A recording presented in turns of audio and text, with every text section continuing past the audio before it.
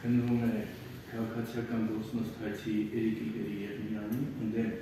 FTV սոցիալական եւ Աննա Արկադիի Սիրունյանի պատիվն ու արժանապատվությունը դատավորելու հասարակության մոտ հեղինակազրկելու, բարի համբավն հարատավորելու զրկարտելու, հեռուստաընկերությամբ վարկաբեկելու համար Աննա Արկադիի Սիրունյանից 1 միլիոն դրամ բռնականելու, FTV սոցիալական Սիրունյանի կողմից եթեր դարձած տեսանյութում արտադրող զրպարտանքների հետքնում պարտավորեցնելու պահանջների մասին։ Իստերի հատուարին քննություն են գործել, թե ովքեր են ներկայացել դատավարության մասին։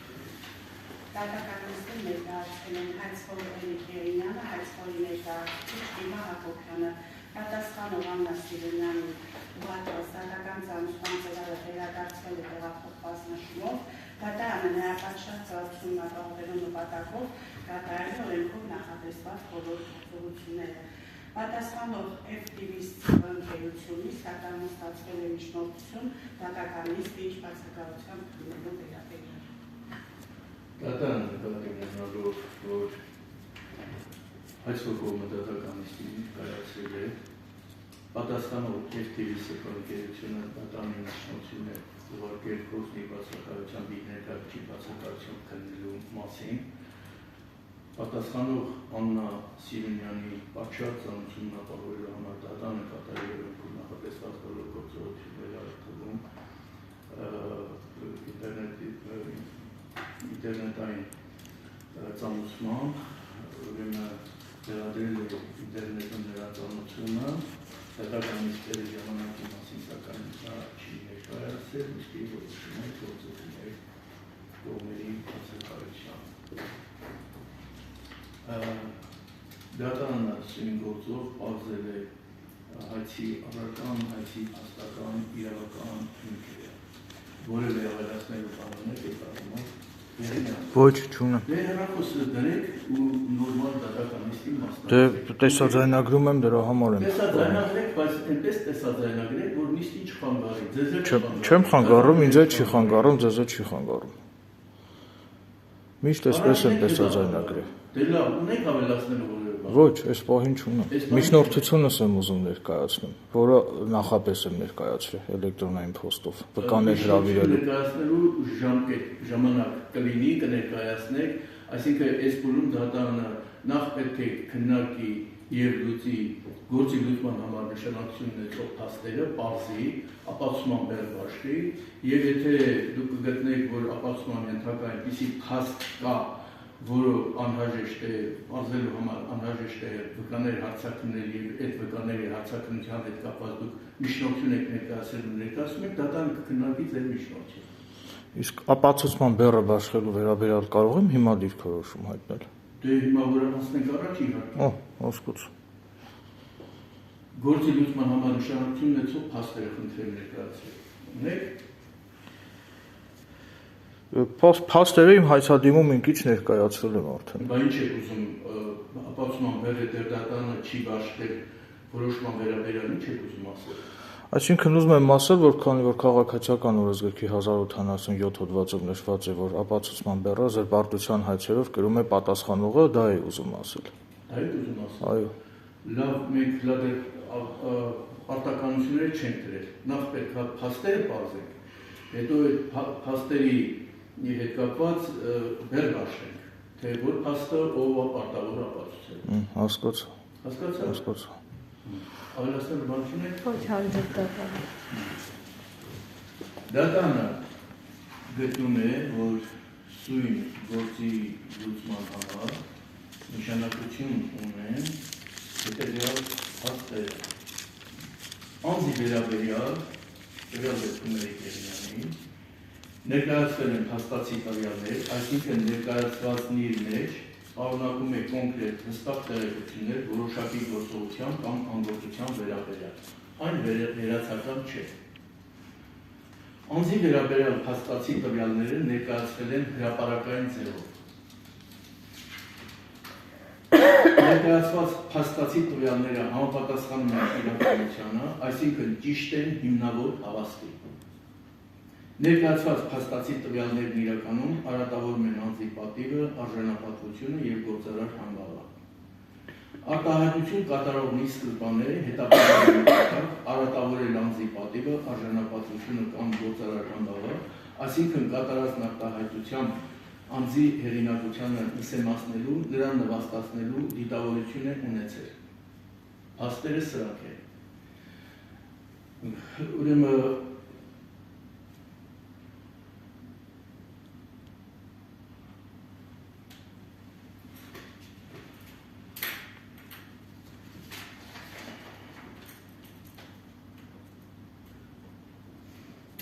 Էրիկ Եղինյանի վրա դնել պարտականությունն ապացուցելու։ Անձի վերաբերյալ ներկայացվել են փաստացի տվյալներ,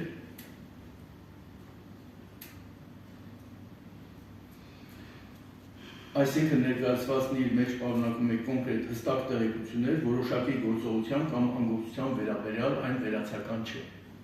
Այդ փաստը պարտավոր եք ապացուցել դուք։ Անձի վերաբերյալ փաստացի տվյալները ներկայացվել են հրապարակային ձևով։ Պարտականությունը դրվում է ձեր վրա։ Դուք պետք է ապացուցեք, որ հրապարակային ձևով է։ Քանի որ լրատվամիջոցով է հրապարակվել, արդեն իսկ պարզ է, որ հրապարակային է։ Բնականաբար դուք պետք է ասեք դա։ Այդ փաստը պարտականությունը ձեր վրա։ Ներկայացված փաստացի տվյալները համապատասխանում են իրականությանը, այսինքն ճիշտ են հիմնավոր հավաստի։ Այս փաստի ապացուցման պարտականությունը դրվում է պատասխանող կողմի տվյալ դեպքում Աննա Սիրունյանի վրա։ Ներկայացված փաստացի տվյալները իրականում արատավորում են անձի պատիվը, արժանապատվությունը և գործարար համբավը։ Այս փաստի ապացուցման պարտականությունը դրվում է Էրիկ Եղինյանի վրա, այս որի վրա։ Արտահայտություն կատարողն ի սկզբանե հետապնդել է նպատակ արատավորել անձի պատիվը, արժանապատվությունը կամ գործարար համբավը, այսինքն կատարած արտահայտությամբ այն անձի հեղինակությունը նսեմացնելու և նրան նվաստացնելու դիտավորություն է ունեցել։ Այս փաստի ապացուցման պարտականությունը, որպես հայցվորի կողմից վկայակոչված փաստ, պարտավոր է ապացուցել Էրիկ Եղինյանը, այսինքն հայցվոր կողմը։ Ուրիշ ավելացնելու բան կա, փաստ, որ դուք գտնում եք, որ գործի լուծման համար նշանակություն ունի և ենթակա է ապացուցում։ Կան այդպիսի փաստեր։ Քանի որ Աննա Սիրունյանի կողմից ին վերաբերյալ Արարատ հեռուստաընկերությամբ հրապարակված այդ հաղորդաշարում արծարծված հանգամանքները կարող են հերքել իմ ընտանիքի անդամները, այսինքն դրանց ոչ արժանահավատ լինելը կարող են հաստատել իմ ընտանիքի անդամները, այդ իսկ պատճառով նաև հիմա ես դա եմ միջնորդում։ Դուք այդ նույն բանն եք նորից ասում, այսինքն դուք ուզում եք ասել, որ ես ապացույցներ կներկայացնեմ, այդ ապացույցները դատարանը ժամկետ է սահմանում, ապացույցներ գործի մասնակցող անձանց կողմից ապացույցները դրանք ձեռք բերելու ուղղված միջնորդություններ ներկայացնելու համար ժամկետ է սահմանում, այդ ժամկետում դուք ձեր միջնորդությունը կներկայացնեք, չնայած որ արդեն իսկ ներկայացրել եք, կներկայացնեք եւ դատարանը եւ որ ուրեմն նախնական գործը համարել ունի դատականության նախապատրաստված լուծի ապացույցների վերաբերության թույլատրության հարցը նաև այդ փուլում դատարանը քննարկել է միջնորդություններ, այդ փուլում դատարանը ձեր միջնորդությունը կքննարկի։ Պարզ է։ Պարզ է նաև եթե թույլ կտաք հիմա կարող եմ մի հատ տեսանյութ ներկայացնել դատարանին ու ասեմ հիմա ինչ տեսանյութ հասա կոնկրետ Արարատ հեռուստաընկերությանը իմ տված հարցազրույցի ամբողջական տարբերակը, որը որ YouTube-ում էլ եմ ես տեղադրել, քանի որ դուք ձեր իմ պատասխան դիրքորը կներկայացնեք, չէ՞, այդ ապացույցների հետ միաժամանակ կներկայացնեք այն բոլոր փաստերի վերաբերյալ ապացույցները, որոնք գործի համար ունեն նշանակություն, գործի լուծման համար ունեն նշանակություն այս փաստերի շրջանակներում։ Հասկանալի է։ Դա որ փուլում պետք է ներկայացնի։ Այս հիմա դատարանը ժամկետ կտա, այդ ժամկետում դուք պարտավոր եք ներկայացնել։ Հասկաց։ Որոշումը ստանալուց է։ Որտեւ ես քաղաքացիական վարույթներով այդքան փորձառություն չունեմ, բաներ կա, իհարկե դուք ավելի լավ կհասկանաք, քանի ես։ Դրամա դոկումենտ ներկայացրի։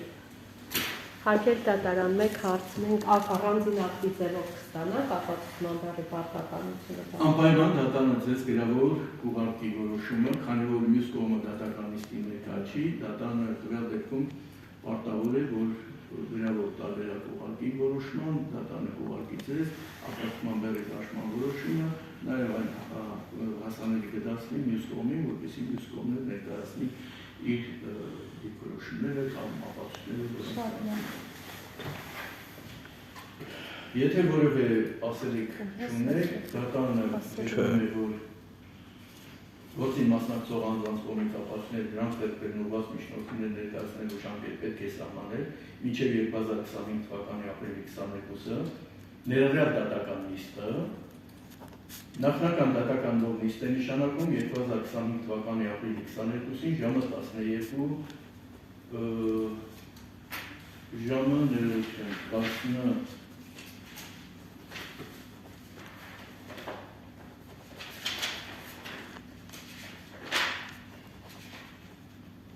11:30։ Նշի 11:30։ Դատական նիստը հայտարարում են փակված։ Ապրիլի 22 11:30։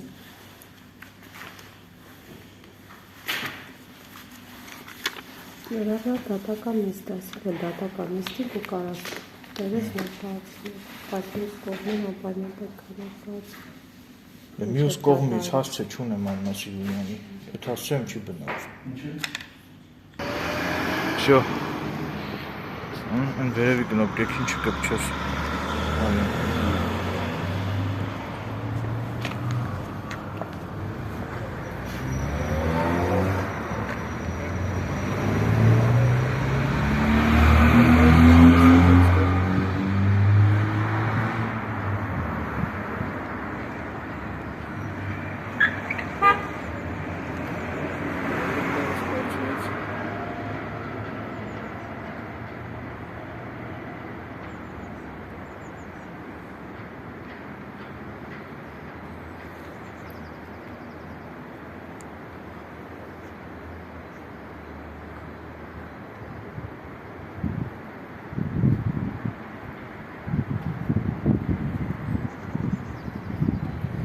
Հարգելի հետևորդներ, ինչպես արդեն տեսնում եք, ես գտնվում եմ Լոռու մարզի ընդհանուր իրավասության դատարանի Ալավերդի նստավայրի դիմաց։ Տեսակ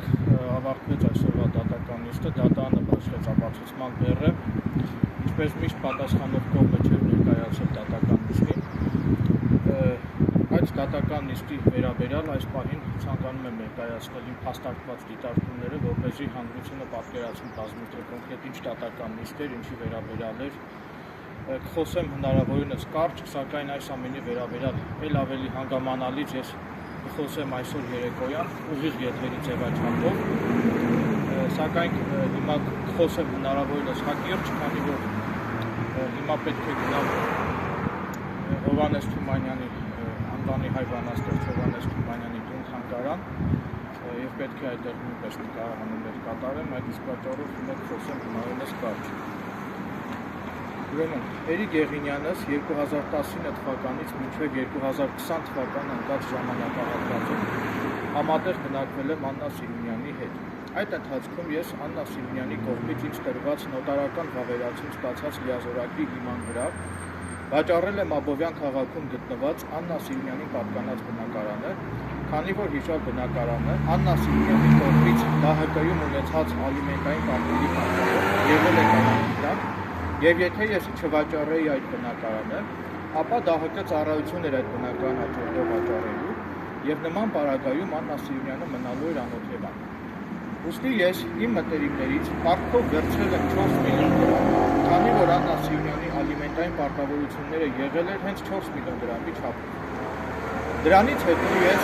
ԴՀԿ ծառայությունում 4 միլիոն դրամի չափով վճարել եմ Աննա Սիմոնյանի ունեցած ալիմենտային պարտքերը,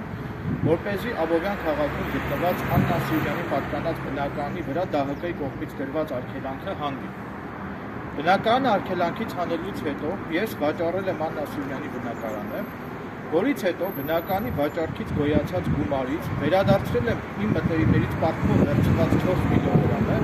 իսկ մնացած գումարով ես Վանաձոր քաղաքում գնել եմ բնակարան եւ այդ բնակարանում ես ու Աննա Սիմոնյանը 1 տարի ժամանակով բնակվել ենք միասին։ Հատկանշական է նաև այն հանգամանքը, որ ես 2020 թվականից մինչև հիմա Աննա Սիմոնյանի հետ համատեղ չեմ բնակվում եւ նրա հետ ոչ մի առնչություն չեմ ունեցել։ Հետևաբար ողջամտորեն տրամաբանական է, որ եթե ես իրականում խաբեությամբ վաճառած լինեի Աննա Սիյունյանի պատկանած բնակարանը, ապա Աննա Սիյունյանը շատ ավելի շուտ այդ մասին կբարձրացնի։ Մինչդեռ Աննա Սիյունյանի պատկանած բնակարանը իմ կողմից վաճառելու մասին Աննա Սիյունյանը Արարատ հեռուստաընկերությամբ բարձրաձայնել է միայն 2024 թվականի մայիս ամսին, որը նույնպես վկայում է այն մասին, որ Աննա Սիյունյանի կողմից ինձ վերագրվող անհեթեթ զրպարտանքներն ու մեղադրանքներն արժանահավատ չեն եւ որևէ աղերս չունեն իրականության հետ։ Ես իմ իրավունքների պաշտպանության նպատակով քաղաքացիական հայցով դատի եմ տվել Արարատ հեռուստաընկերությանն ու Աննա Սիյունյանին, պահանջելով հերքել իմ վերաբերյալ հրապարակված մտածածի զրպարտությունները եւ ինձ զրպարտելու համար Աննա Սիյունյանից հօգուտ ինձ բռնագանձել 1 միլիոն դրամ եւ ես դատարանում իմ զորեղ փաստարկներով կջախջախեմ Աննա Սիյունյանի ու Արարատ հեռուստաընկերության մտածածին եւ առարկայազուտ փաստարկները։ Ամփոփելով իմ դիտարկումները, հավելեմ նաեւ, որ Աննա Սիյունյանի կողմից նախկինում ոստիկանությունում իմ դեմ տրված մտածածին հաղորդումների վերաբերյալ Վանաձոր քաղաքի ոստիկանության բազումի բաժնի, ոստիկանության Աբովյանի բաժնի հետաքննիչների եւ հակակոռուպցիոն կոմիտեի քննիչի կողմից նախապատրաստված նյութերով որոշումներ են կայացվել Էրիկ Եղինյանից նկատմամբ քրեական գործ հարուցելը մերժելու մասին հանցակազմի բացակայության հիմքով, որի արդյունքում հերքվել են Աննա Սիյունյանի կողմից ինձ վերագրվող զազրախոսությունները, մտածածին մեղադրանքներն ու զրպարտանքները, սակայն Աննա Սիյունյանը չի բողոքարկել վերը հիշատակված որոշումները, ինչը նշանակում է, որ Աննա Սիյունյանն ըստ էության համաձայն է եղել այդ որոշումների հետ։ Ասեմ ավելին, իմ նկատմամբ քրեական գործ հարուցելը մերժելու մասին իմ կողմից հիշատակված վերը նշված որոշումների օրինականությունը ստուգվել է նաև դատախազության կողմից, որի արդյունքում փաստվել եւ հիմնավորվել է, որ Էրիկ Եղինյանս Աննա Սիյունյանի նկատմամբ որևէ հանցագործություն չեմ կատարել եւ ամենևին էլ խաբեության եղանակով չեմ վաճառել Աննա Սիյունյանին պատկանած բնակարան։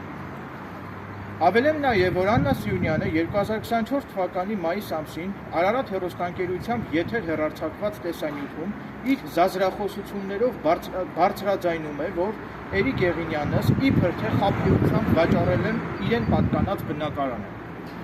Աննա Սիյունյանի կողմից ինձ վերագրվող այդ մտածածին անարժանահավատ եւ առարկայազուրկ զրպարտանքների ու զազրախոսությունների արդյունքում ոտնահարվել եւ արատավորվել է իմ պատիվը, արժանապատվությունն ու բարի համբավը, եւ ես իմ իրավունքների պաշտպանության նպատակով, ինչպես արդեն նշեցի, արդեն իսկ քաղաքացիական հայցով դատի եմ տվել Արարատ հեռուստաընկերությանն ու Աննա Սիյունյանին, պահանջելով հերքել Աննա Սիյունյանի կողմից իմ վերաբերյալ հրապարակված մտածածին զրպարտությունները։ Քաղաքացիական օրենսգրքի 1087 պրիմ 1 հոդվածի համաձայն զրպարտության վերաբերյալ գործերով ապացուցման բեռը կրում է պատասխանումը։ Ուստի պատասխանողներ Աննա Սիյունյանն ու Արարատ հեռուստաընկերությունը դատարանում պետք է ապացուցեն Արարատ հեռուստաընկերությամբ եթեր հեռարձակված տեսանյութում արծարծվող ինձ վերագրվող մտածածի զրպարտությունները։ Հատկանշական է նաև այն հանգամանքը, որ ես Արարատ հեռուստաընկերությունից պահանջել եմ իմ դիրքորոշումը նույնպես եթեր հեռարձակել, եւ այդ կապակցությամբ Արարատ հեռուստաընկերության լրագրող Մերի Մնոյանը իմ պահանջով եկել էր Ստեփանավան, նկարահանել էր իմ պատասխան դիրքորոշումը, սակայն իմ պատասխան դիրքորոշումը Արարատ հեռուստաընկերությամբ կոնտեքստից կտրված եւ խեղաթյուրված է եթեր հեռարձակվել։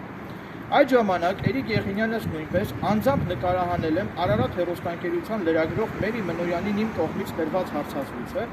եւ իմ հիշալ հարցազրույցի ամբողջական տարբերակը ես դեռևս 2024 թվականի սեպտեմբերի 23-ին տեղադրել եմ իմ YouTube-յան ալիքում հետեւյալ վերնագրով։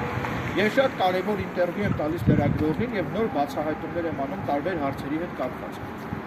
Ամփոփելով իմ այս եթերը, ցանկանում եմ տեղեկացնել, որ իմ կողմից վկայակոչված խնդրո առարկա այդ հարցազրույցը, այսինքն իմ կողմից Արարատ հեռուստաընկերության լրագրող Մերի Մնոյանին տրված իմ հարցազրույցի ամբողջական տարբերակը ես